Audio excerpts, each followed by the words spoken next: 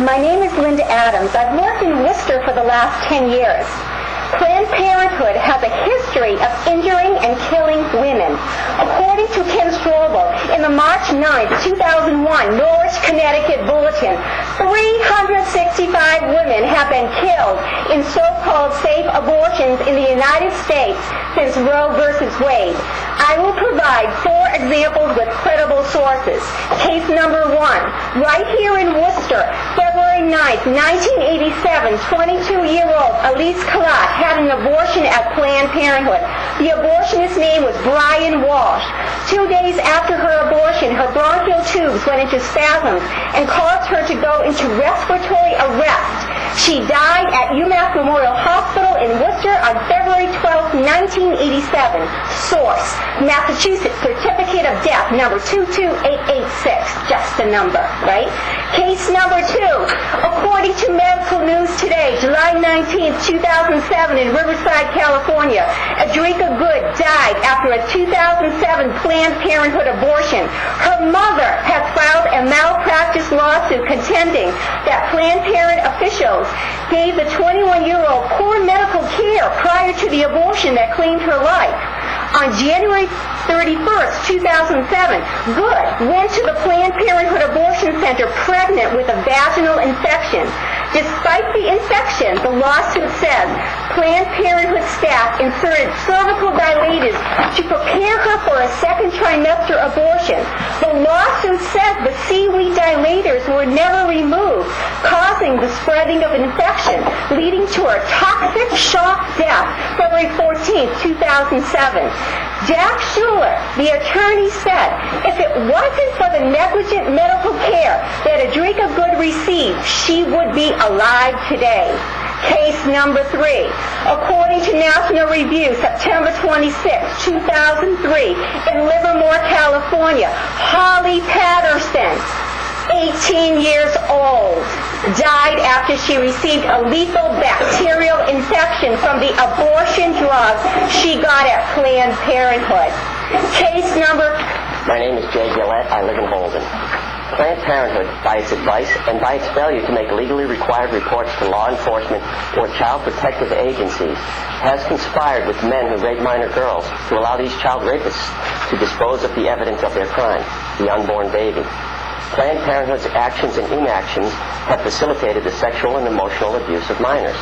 I will cite from reliable media sources, including Aborting the Truth by Jennifer Giroux, National Review Online, 11/29/07, Silent Partners by Lynn Vinson, World Magazine, 06/09/07, and Planned Parenthood's Unseemly Empire, the billion-dollar nonprofit, by Charlotte Allen, The Weekly Standard, October 22, 2007. In 2007, UCLA student Lila Rose wrote an undercover investigative story in The Advocate, the newspaper for the UCLA student group Live Action.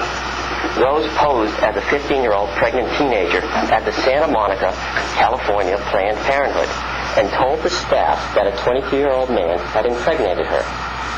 TP staff conspired to cover up this statutory rape and break California mandatory reporting laws when they assured Rose that if she said she was 16 or older, they wouldn't have to report the rape, saying to her, quote, "Figure out a birth date that works," end quote, in order to obtain the abortion and to avoid getting the man in trouble with the police.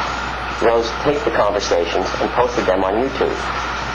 According to a story in the New Haven Register last May 18, 2007, 23-year-old Devon Walker allegedly impregnated a 14-year-old girl 3 times in 6 months and was charged with second-degree sexual assault and risk of injury to a minor, according to police reports. According to the National Catholic Register, Planned Parenthood of Norwich, Connecticut performed all 3 abortions, but never reported any crimes to police, who only found out about Walker's child rape from the girl's mother. The West Hartford News, Hartford Current, CNN, New York Times, and others have all reported that Adam Galt, 41, of West Hartford, was found guilty of first-degree kidnapping and sexual assault of a minor girl, whom he held for nearly a year in his filthy house. Galt impregnated then 14-year-old Daniel Erica Kramer and procured an abortion for her on May 1, 2007, at the West Hartford Planned Parenthood. A month later, police discovered the 15-year-old locked in a storage space at Galt's home. This begs the question of how yet another minor child gets an abortion at Planned Parenthood and nobody raises any questions. Planned Parenthood performs about 300,000 abortions per year in the U.S., gets about $250 million from the federal government, and untold millions from state governments. No matter what one may think about abortion, episodes such as those above would turn most other charitable organizations into a pariah. Why not Planned Parenthood? Such abominable behavior cannot be reconciled with providing efficient health care to all the citizens of the Commonwealth, and we urge you to deny the determination of need request on that basis, among others.